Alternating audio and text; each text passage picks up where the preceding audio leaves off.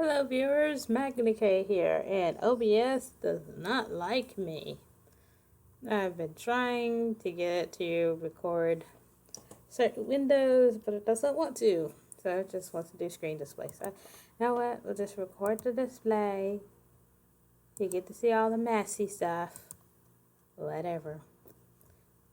I mean, if I use shortcuts, it'll look more seamless, but who cares? I'm a noob. Show me my cards. So, I've created, it's like 15 cards for the Archetype, part of the yawning. Excuse me. And yes, there's no artwork. I only got 2 pictures done yet, and I'm not happy with the way they've turned out yet. Because what I plan on doing is complicated, and I need to do some job hunting while I'm at it. So, like I said, art's going to come much later. What's more important is that these effects work. Artwork can look like crap for everyone cares. If the cards aren't manageable in actual gameplay, then it's just nothing but a bunch of trophies. And not even good ones. So, the monsters are the ones that I have the most issues with. Goodness, that's not what I meant to do. I meant to search card type. Monster cards. So show me the monsters. We have 9 monsters, and it turns out that when I tried to make a fake deck with them, I had too many extra deck monsters. And extra deck monsters are usually okay, but you know, if you want to make, let me think. 9 times 3 is 27, and that's easily more than half the deck, which is fine. Well, I said I had 15 cards in total, so that's... You can make a 40-card deck with a 15-card archetype. It's just a little tricky depending on how many extra deck monsters you have. Because, of course, a 40-card deck and 3 copies of every card means that you can only spare about 2 monsters. You can only spare really 1 monster being extra deck. Because if you do 2 monsters as extra deck, even though you can have 3 copies of those 2 monsters, that leaves you only 39 cards for your main deck, and that's not going to work out. So you need to have at least 14 cards in your archetype that excludes extra deck monsters if you want to build a 40-card deck with them. A 60-card deck, well, obviously that's 20 cards in your archetype. And I had not planned on making 20 cards for a main deck archetype, so. Not to mention that I can't test this on a robot on this website. Not that I know of. And I know a lot of people are like, well, your archetypes aren't always meant to work by themselves, but at the same time, I want to see what kind of synergy they have on their own before I just start mixing in other cards. It's kind of like how structure decks work. I'm kind of thinking about the way that structure decks work. That structure decks can do pretty okay on their own, but to play them really proficiently and competitively, it's best to buy multiple extra decks so that you can get multiple copies of certain cards, because structure decks don't give you 3 of everything. Not to mention that structure decks are often full of filler. They're stuffed with a bunch of common cards that you can easily get from other structure decks. And depending on what format you're running, some cards are going to end up banned after a while.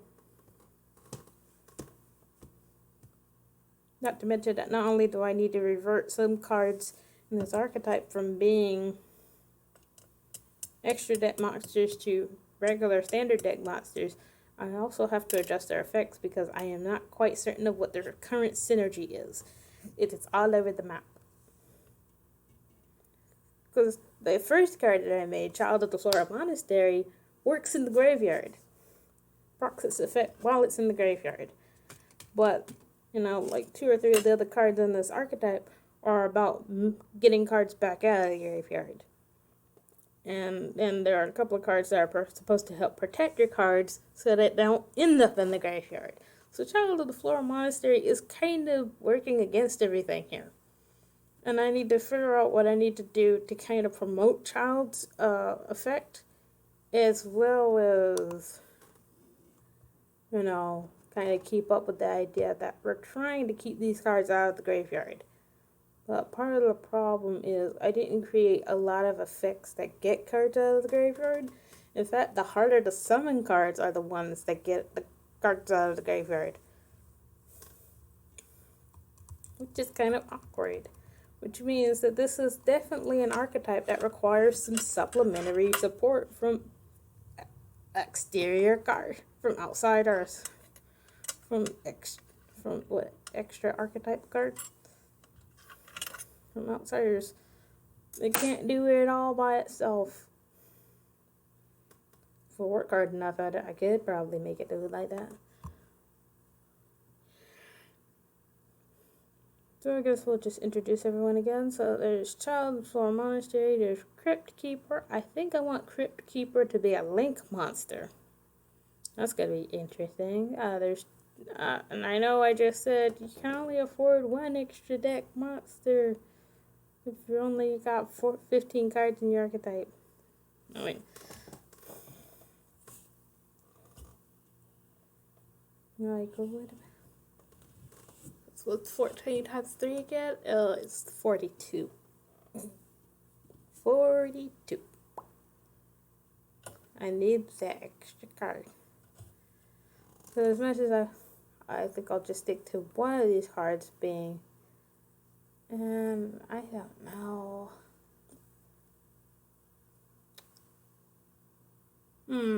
Head Priest of the Floral Monastery has always seemed as a weirdo in this group. Because you're like, well, you got a father and a mother of the monastery and a head priest? Yeah, he's kind of a weirdo. Like, there's nothing weird about the Crypt Keeper. Like, people die in monasteries eventually, and you need to have a safe place to bury them and stuff like that. Plus, in the lore here, we have catacombs underneath the monastery. That's what the Crypt Keeper's actually doing. He's taking care of the catacombs. There's mother. She's a super nun. There's the nun. There's groundskeeper. There's the disciple. And, the swarm ability is pretty low on this. And, I like to watch the Duologues videos, and he's self-proclaimed 5th place in the custom cars reviewing channels. And a couple of times he has mentioned that some archetypes lack swarming ability. And I once made a joke in the comment section saying that I need swarm ability because the heart of the cards does not favor me. When it concerns games, I tend to have poor luck. I have very poor luck when it concerns games. And most of the time that's because I don't know what I'm doing in some games that I play. That's one of the reasons why when I played yawning. That's one of the reasons why when I played the online Pokemon card game that I built decks that were full of basic Pokemon. Because it's easy to just go ahead and use them. But the strongest basic Pokemon tend to have some energy cost issues.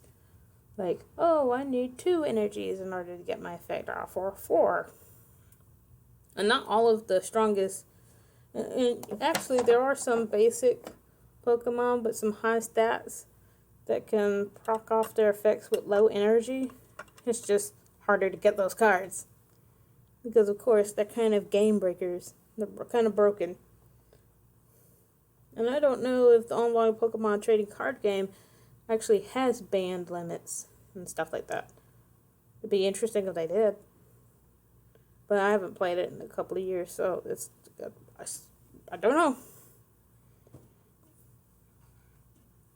I think Pokemon does have a list of banned cards that you couldn't play in their tournaments or something like that. Again, don't know, not sure. But yeah, I think the oddball here, lore-wise, is the head priest of the Floral Monastery. So I guess it's okay for him to stay an extra deck monster, even though I kind of intended for the father of the Floral Monastery to be the stronger monster. Just throw him up on the screen right now.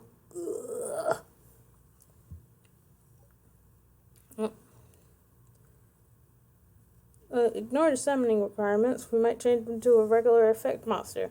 I didn't want to do just a bunch of regular effect monsters, but that's basic Yu-Gi-Oh! Nowadays. You don't have to do synchros because when you think about it, despite the benefits of new summoning mechanics, they do have their limitations as well. So the first summoning mechanic that was introduced was tributing. Simply tributing whatever you had on your field or in your hand just to get a higher leveled monster out. That's what the point of these levels are, to keep monsters that have either high stacks or good effects from getting onto the field too easily, aka cutting off their swarm effect. It's easy to get a bunch of level 4 or lower monsters on the field, but it's harder when you start going up to level 7. Level 7 monsters need 2 tributes, which means you need to have 2 monsters on the field or in your hand, or however they want to be, or however this card wants to be tribute summoned. But of course nowadays, the real power comes into special summoning. And with special summoning, you don't always have to tribute a monster depending on how the effect's running. A lot of effects that special summon monsters do extra tributes. Like, hey, discard some stuff, and then you can get your monster on the field.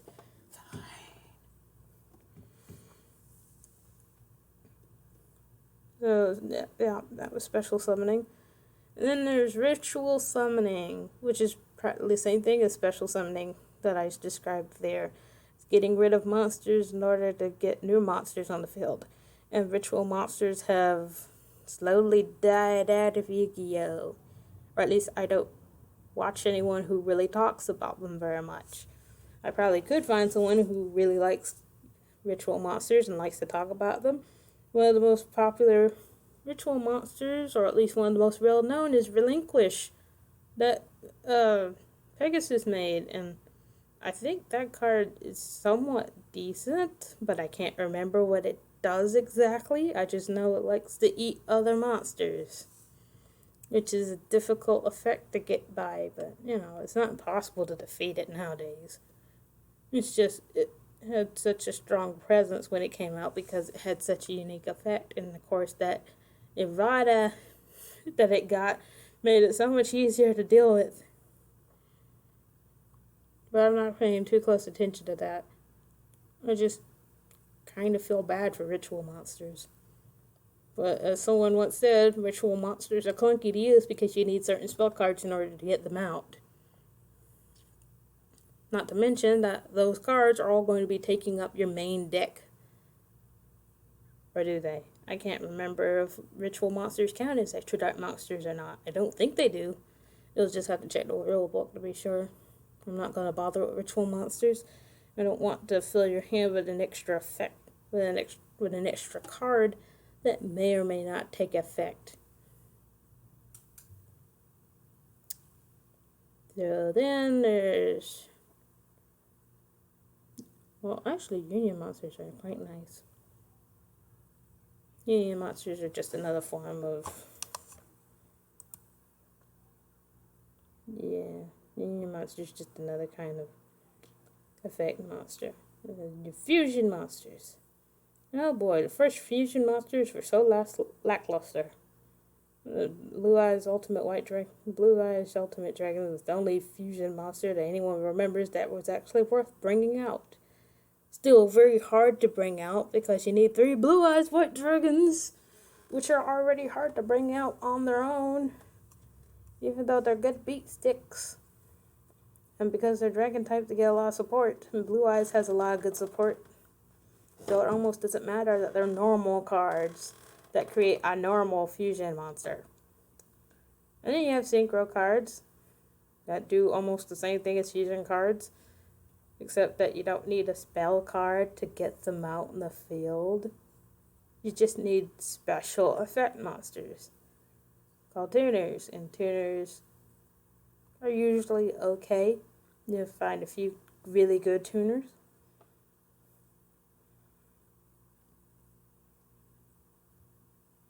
So I really, it's because I was watching a little bit of Yu-Gi-Oh! 5Ds, I'm really attached to the synchro ideals. And then there's Exceeds. Exceeds monsters. Do not send their materials to the graveyard. They keep them attached to them, but they can only proc their effects but the number of times as materials they have on them, which is really annoying. So if you don't give them a lot of material, or if you cannot refill their material, you can't keep using their effects. Eventually they just turn into a normal monster, or in some cases I think they destroy themselves. Not sure. I haven't done the research there. Link monsters seem to be the most useful, because nowadays you have special zones to summon extra deck monsters from, and that's where you put your link monsters so that you can get more extra deck monsters on your field. So it really doesn't benefit you to have too many extra deck monsters, especially if it's hard for you to summon them, or if it's hard for you to get your link monsters out, because the most important thing about your link monsters is that they have these markers that tell you which places you can put your more extra deck monsters. I just can't remember whether or not their materials are sent to the graveyard. Probably.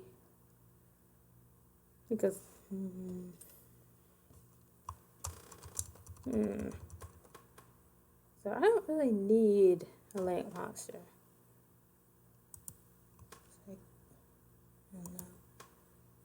Perfect. Just talking about it. So yeah, we'll just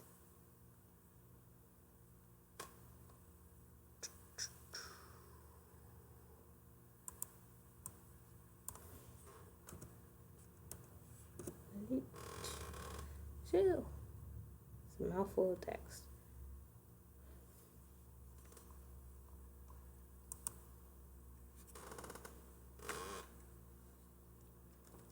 Full of text. Oh, while this card is face up on the field, zombies, fiends, and spellcasters cannot attack nor activate effects. They just become their opponent's wall cards. Like, hey, it's turn to your stuff.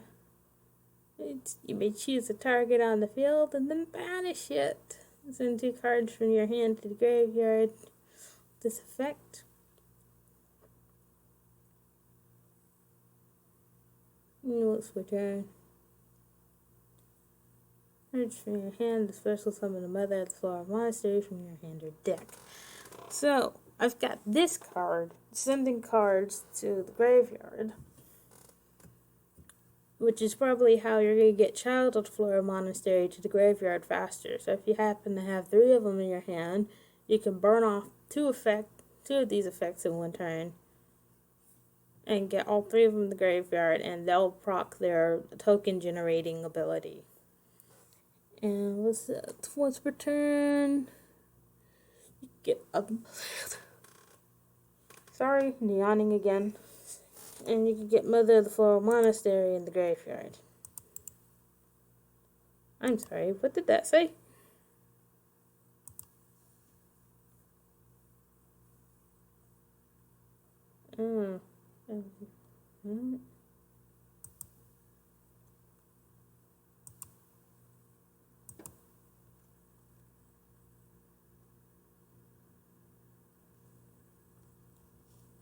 Oh, goodness. How do things work? Okay, just... What? It's in edit mode. Told it to go effect. And then I told it to delete that.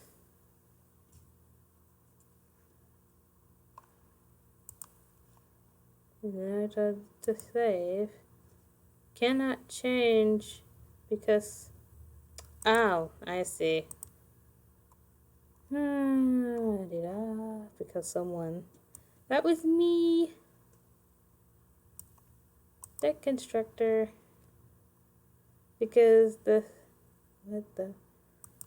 Stop showing me those. So... Delete the deck, please. Yes, please. You can't change your custom cards. So let's build the deck with them. Thank you. So now let's And that's why you should learn how to read, because reading helps you solve problems.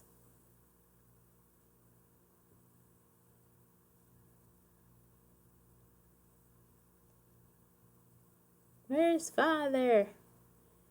I want. And the phone lit up. That usually means I'm about to get a message. Yay, I has money in the bank. And she plays Yu-Gi-Oh! Card creator instead of looking for a new job. Cause I'm crazy like that, I'm crazy. Crazy like that. Gemini monsters start as normal and then... Oh, that's...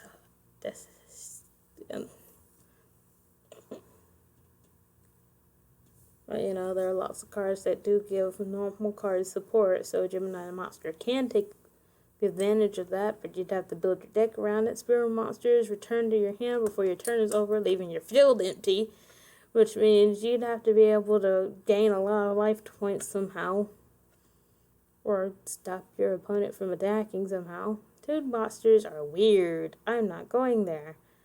No point in making a tuna monster, since I'm... none of the Floral Monastery is a tuna monster. I'm going to keep it as a tuna monster, because its effect provides some protection to other cards, and itself somehow. Minion monsters are fun. They turn themselves into equipped cards. I think that's cool. Especially that equipped cards are falling out of favor. Yay! Update! Look at the other cards. Makes you... It's duplicating, isn't it? No, it's not duplicating.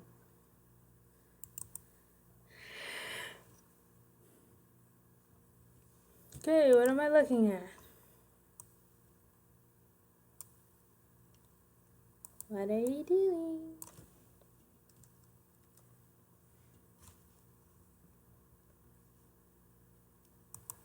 It's just a fat monster now.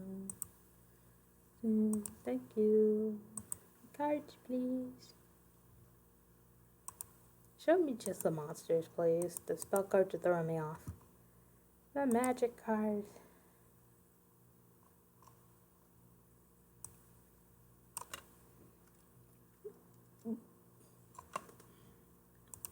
Pardon the yawning.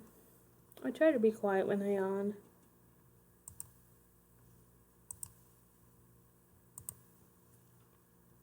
So we have an Xyz monster that requires 3. I never quite understood how ranks work. Not to mention, I think the ranks are on the opposite sides. Yeah. To indicate that a level that is different from levels.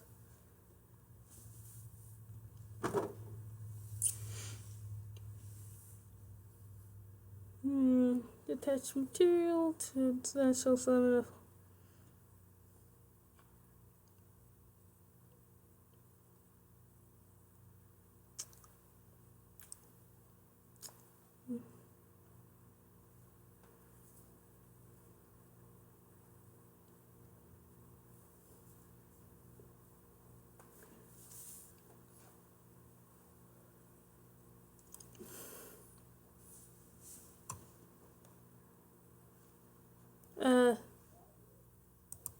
Oh, doggies.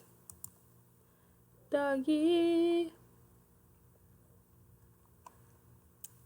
What's a special summon from the deck?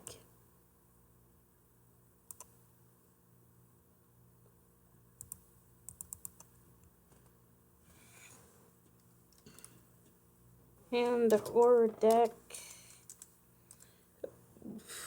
Excuse me. That was a burp that time. I ate pancakes for breakfast.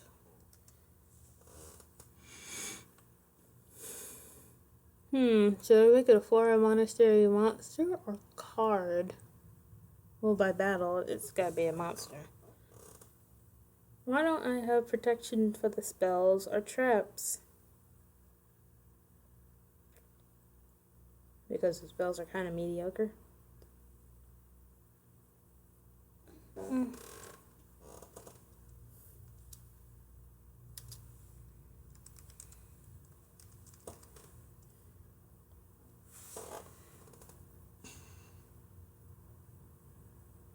Other than this card would be destroyed.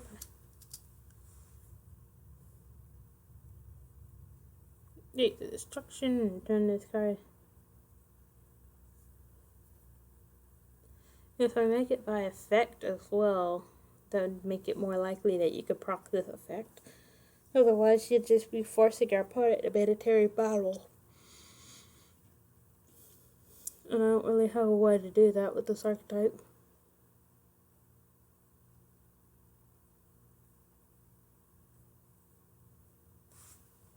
Battle or effect makes it easier to recycle this monster. Save.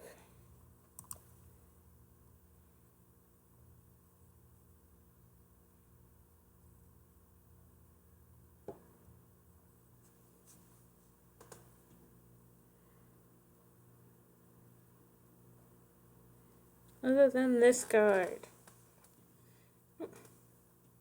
what's the Floral Monastery monster other than this card? Which means, in order to avoid this effect proc, your opponent would have to attack this card. So it's actually kind of drawing attack towards itself. Which is the head priest's job, kind of redirect assault from everyone. Look at this save. My cards, please.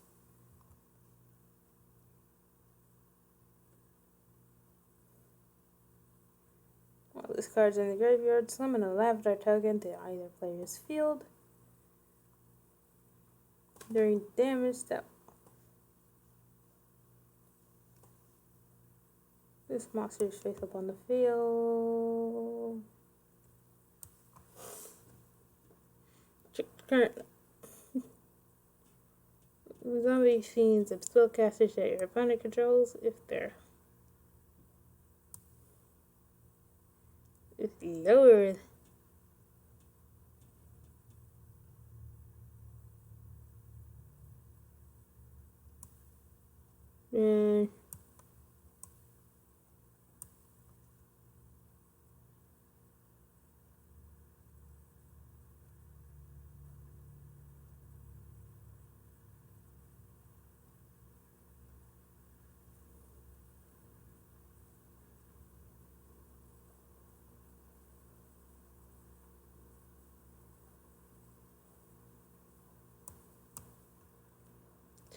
Let's fix that a little bit.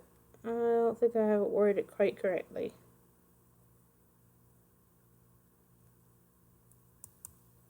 No, that wasn't Groundkeeper. That was Crypt Keeper. What? Crypt Keeper, let's word your effect more effectively. So, I think I need to capitalize that. So if the current level is lower than this monster's current level, because levels can change depending on what kind of deck people play. Then there's attack. Fine, negate it. In other words, don't even bother attacking. And I know that can possibly lead into a loop, and loops are illegal. And there's a card that I heard about called, was it pole switch or side pole or pole arm? Something with pole in the name. It sounds weird, but the card is capable of causing loops because it raises someone's attack power. But because the effect doesn't just stop there, it can be procced again and again and again and again, depending on what cards you have on the field. Like if you have multiple monsters and one monster is empowered by this card, and yet another effect could take place, or it could be confused by its own effect. Really stupid. I don't know if an errata will work on that card, like make it a once per turn thing. Sorry, I'm a little loud. Microphone is right next to me. It's a earbud microphone. And your opponent also takes the same amount of damage if you do.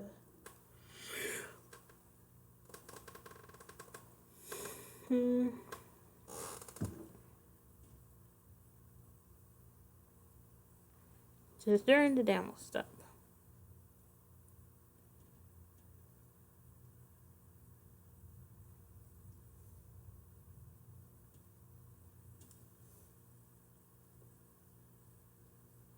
Can you negate an attack and it's damaged then?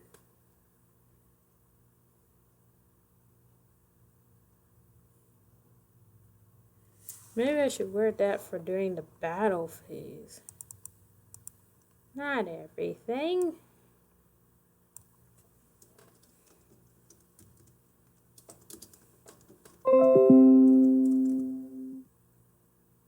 Thank you, Microsoft.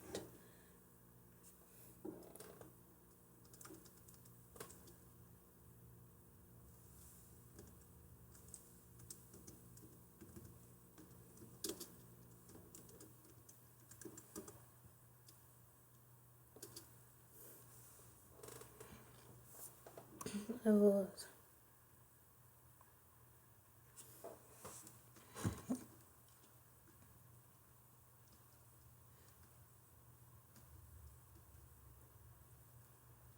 Then that. If also takes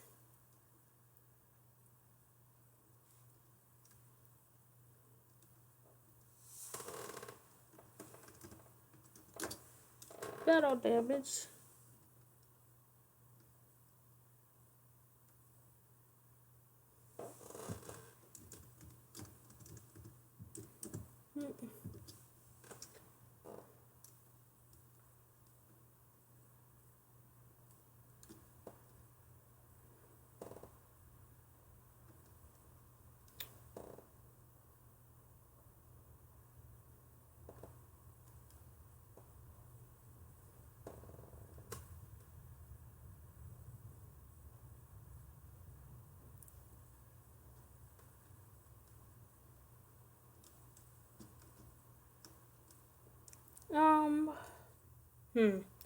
I have no more space on this card, so I'm going to kill this effect.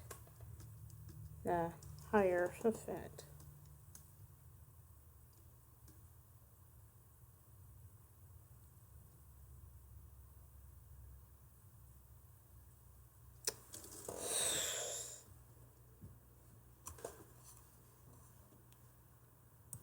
Go back to my cards.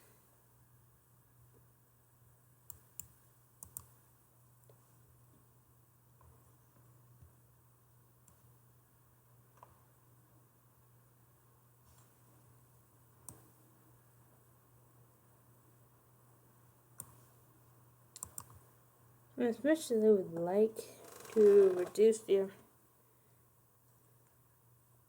to negate attacks from lower level monsters, I think it'd be more important to deal damage to your opponent for as punishment for your opponent attacking you. Oh, this is why this card is face up on the field.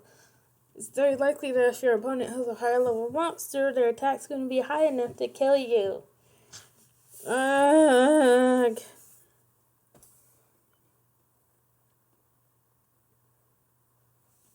Let's kill that part of the effect. Goodness.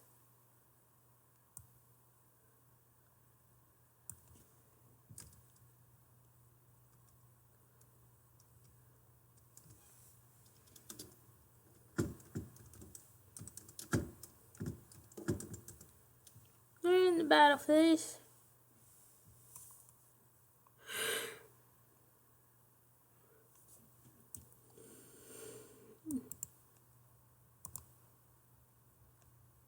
I would like to be able to negate attacks, but I think I'll just punish them.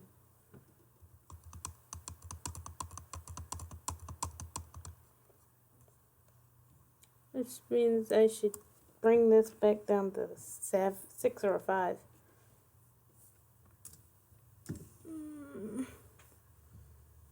It just seems worthy for 6 stars. And for a 5-star monster, 24 attack and 29 defense is pretty high. Because it's hard enough to get a level 4 monster with 2,000 attack. Level 5 monster with 2,400 attack is pretty beefy too. And then that 29,000 defense, that's something like a level 6 monster would have.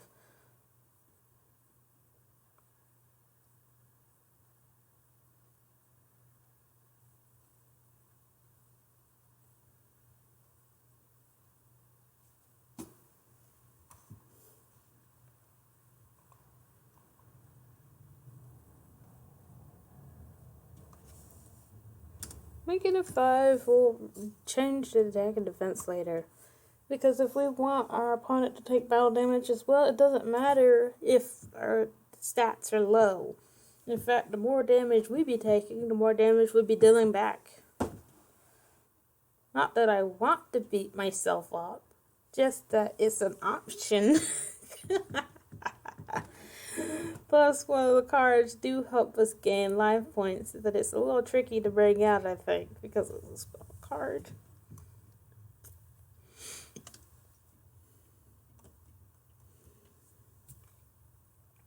Oh my goodness, the erratas. Erratas everywhere.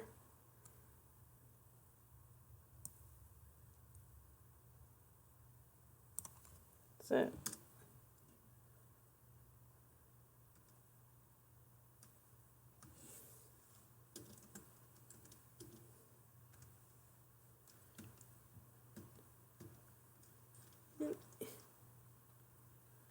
Yeah.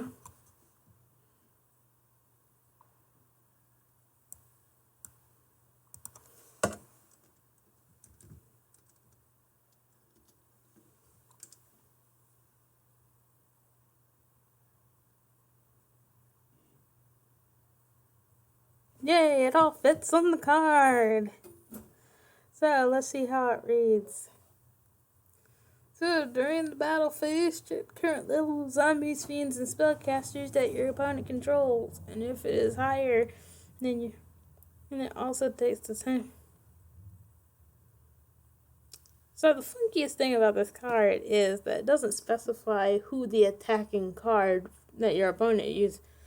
It doesn't specify your opponent's attacking monster. So say your opponent has one of the ZFS cards on the field, but they also have another type monster. So it's like, I have a spellcaster and a dragon. What if I attacked you with my dragon? The effect still works. I mean, so I'm just going to make the effect work.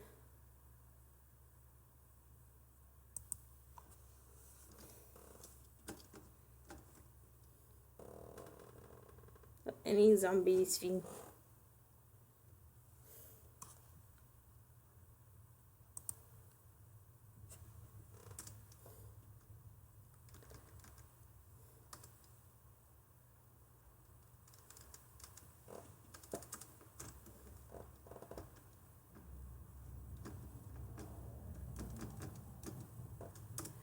Of any zombie fiend or spellcaster that your opponent controls. And if it is higher, then your opponent also takes the same amount of battle damage.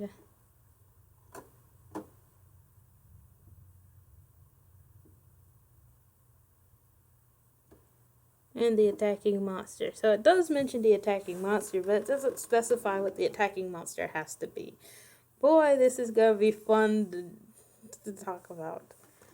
So it doesn't matter what the attacking monster is. It's their ally that comes with the question. So, of course, it makes sense that the attacking monster, if there was only one attacking monster on the field, if it's any of those 3 types, he's not allowed to attack them next turn. But if it happens to be 2 monsters on the field, and the attacking monster isn't a zombie field spellcaster, he can still attack. He would still be restricted from attacking on the next turn because he was sharing the field with a zombie fiend or spellcaster.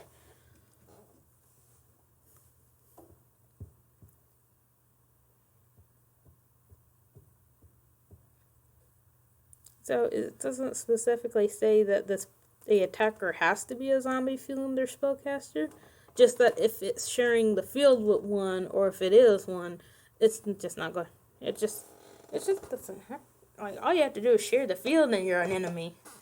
Like, we don't like zombies, fiends, or spellcasters. I actually like spellcasters a lot. But, spellcasters tend to have more synergy with zombies and fiends. And we don't like zombies and fiends. We kind of like dragons. I'm kidding. It's just a lore thing. In fact, the Floral Monastery doesn't really like dragons either. In the lore of the Floral Monastery, in its homeland, the dragon species are dying out anyway, so the dragons are not going to be a big deal. It's almost like dragons don't, or like, what dragon? Like, did you see a dragon? I didn't see a dragon. I have nothing to drink.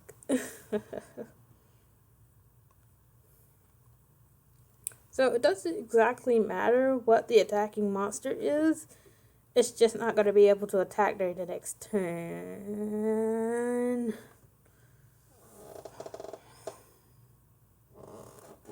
Again, I have another problem. Because it says attacking monster. If your opponent has 2 or more monsters on the field, he could be attacking with both of them. Do I say monsters in plural?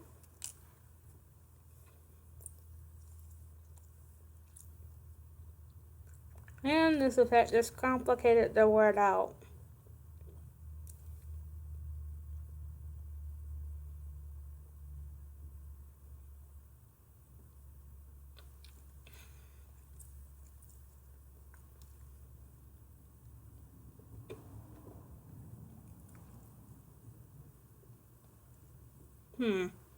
So during your battle phase, if your opponent controls one of these monsters, and its level is higher than this card, then any battle damage you would take, your opponent would receive. And choose one attacking monster to then target one your opponent's monster. And it cannot attack during the next turn. I don't know. This is something that I want, but it's hard to word it so that I can get what I want. Ugh. Sometimes you just wonder why you don't play Yu-Gi-Oh! Because I was busy playing around, watching YouTube and stuff.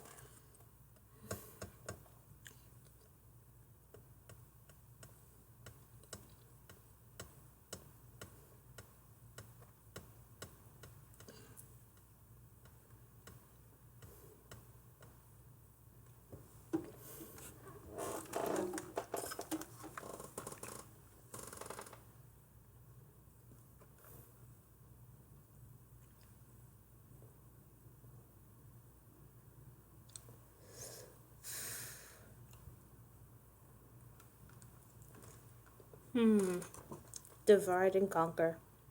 I can't have this all as one simultaneous effect. It's just hard to word it right. It's just hard for me to word it.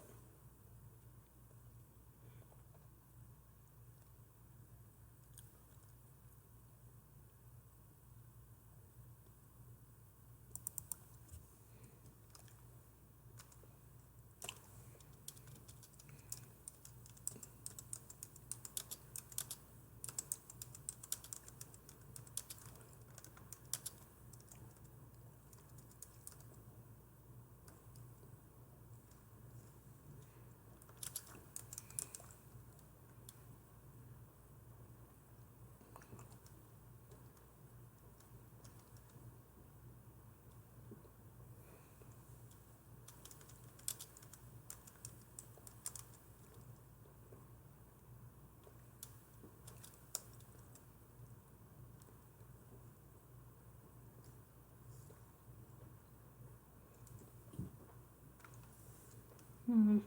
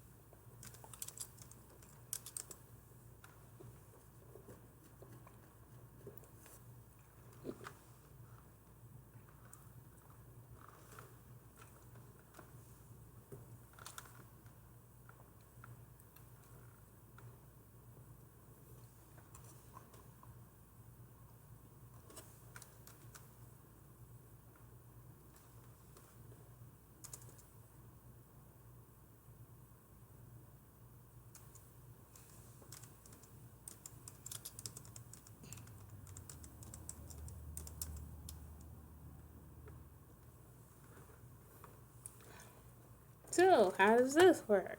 This. Sorry. I just saw something I didn't like.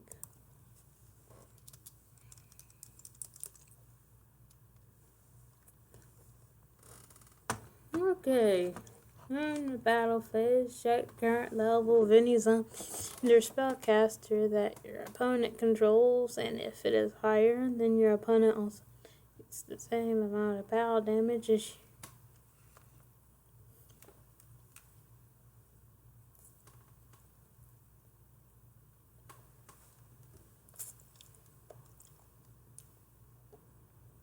Let's go to monster.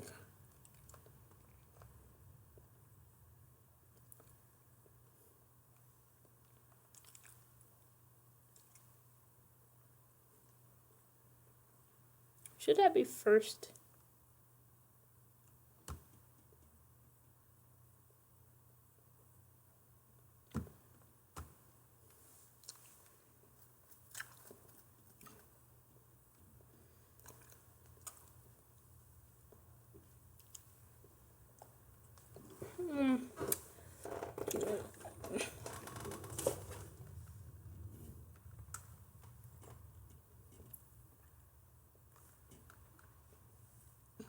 Should I write that as a quick effect?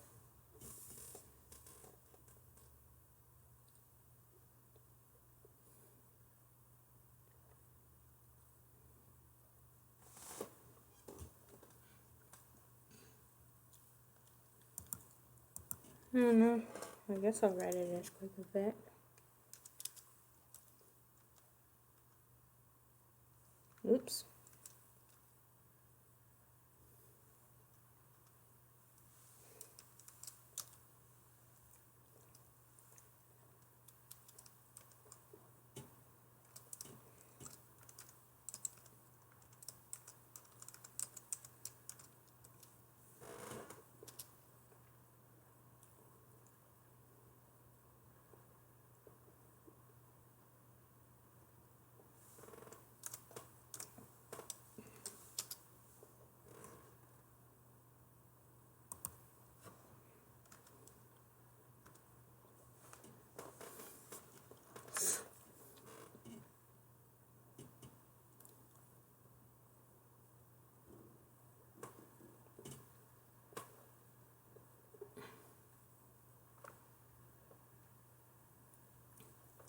So say the reason why I'm listing the second effect, the discard to prevent from attacking the next turn after the sharing battle damage, is in case discard is destroyed is targeted for battle. So it's not giving anyone immunity from battle destruction. It's just saying, hey, your opponent will regret it a little bit.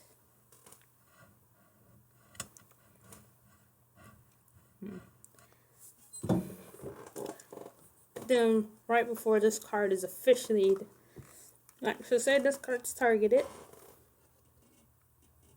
and somehow its first effect gets procced off. That your opponent also takes battle damage. So right before your card is officially declared as destroyed, you can quick effect discard another monster card from your hand, target a monster on the field, and declare that it cannot attack during the next turn. I am so sorry. I did not mean to do that.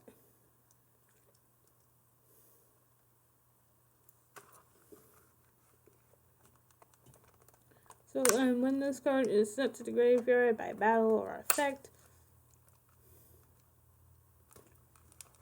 you can activate a trap card from your hand, aka turning whatever trap cards in your hand into... Pardon me?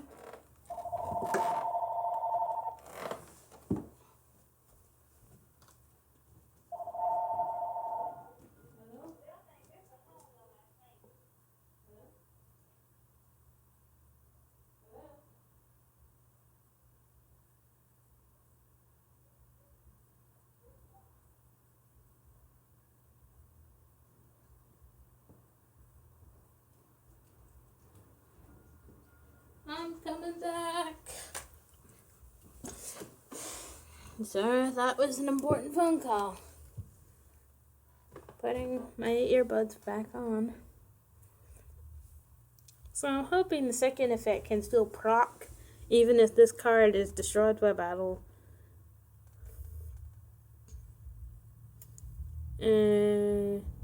Like it's almost an unavoidable effect. I'm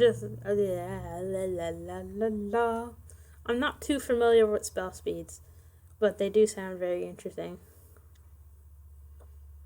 So pretty much listing something as quick effect almost makes it like spell speed 3 or something. Let's say it's roughly around that. I'm trying to make it into a spell speed 4. I don't know if it'll work. Like battle or effect, you can activate a trap card from your hand. Pretty much turning any trap card in your hand into a hand trap. So let's just save this as it is. Thank you for updating.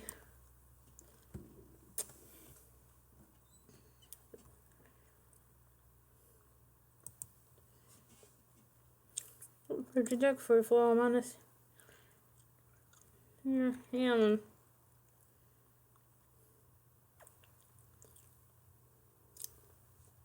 Thank you, priest. You've been very nice for doing that. It's actually a very basic card. Should I give him another effect? It's pretty basic there. He's a search card. He protects you. He's got no protection of his own. I think that's part of the problem. He's a level 6 monster with no self-protection. As far as I know, most of my cards only protect lower level monsters. So now we got Crypt Keeper with the ability to send this card to the graveyard for being a monster card. Plus the stats are incredibly low, it's just a kid. I do plan on having 6 designs for this card. Like 3 different girl designs, 3 different boy designs. You can mix and match them however you want. You can still only have like 3 copies per deck. Which means that even though they have a graveyard effect, you kind of want to find a way to get them out of the graveyard as quickly as possible too. Unless you make this a once per turn effect, and then that'd be kind of cray-cray. Like once per turn, generate a token. No. That kind of token generation is a little scary. We just went over that one.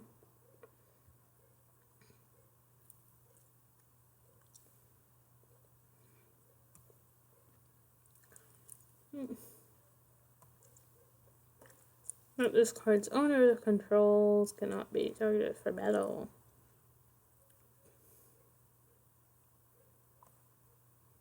I only have like 2 level 3 monsters in this archetype. but you do want the nun. The nun kind of protects herself.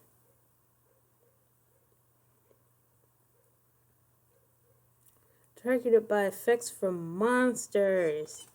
She doesn't protect them from spells or traps. No, is that bad? Maybe that's what I should give priest, you know.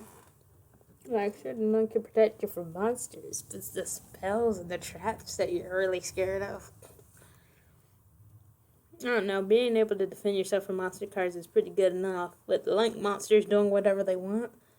Like, oh, we're gonna take this field by storm, because we're not extra deck monsters. Well, you kinda are, because you give extra deck monsters room to grow.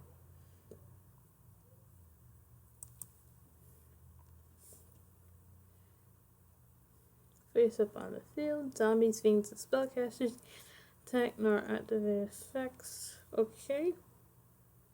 And then 2 more once per turn effects.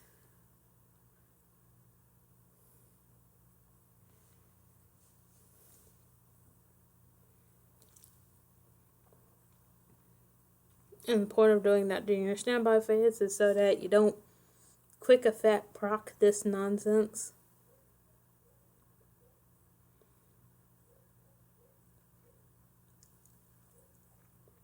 Another effect that you might do during your standby phase, but you could also do it during your main phase too, I guess. During any of your main phases, like before your main phase is over.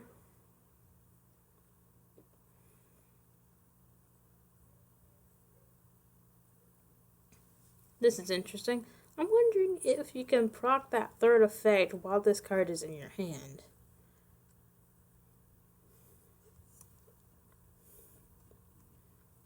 Or should I do it as while this card is on the field? Because I like the ideal that mother and father are on the field together. Where is mother? Mother, where are you?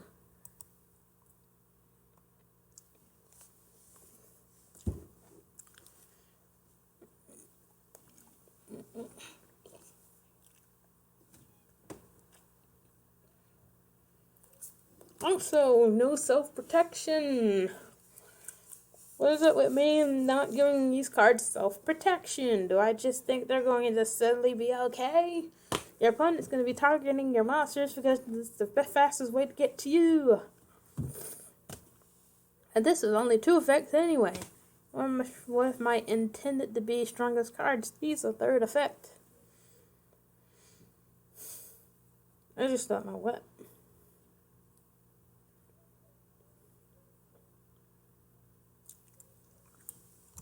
No, I don't want to be so harsh as to say my opponent couldn't summon monsters. Just that monsters in those zones probably couldn't attack.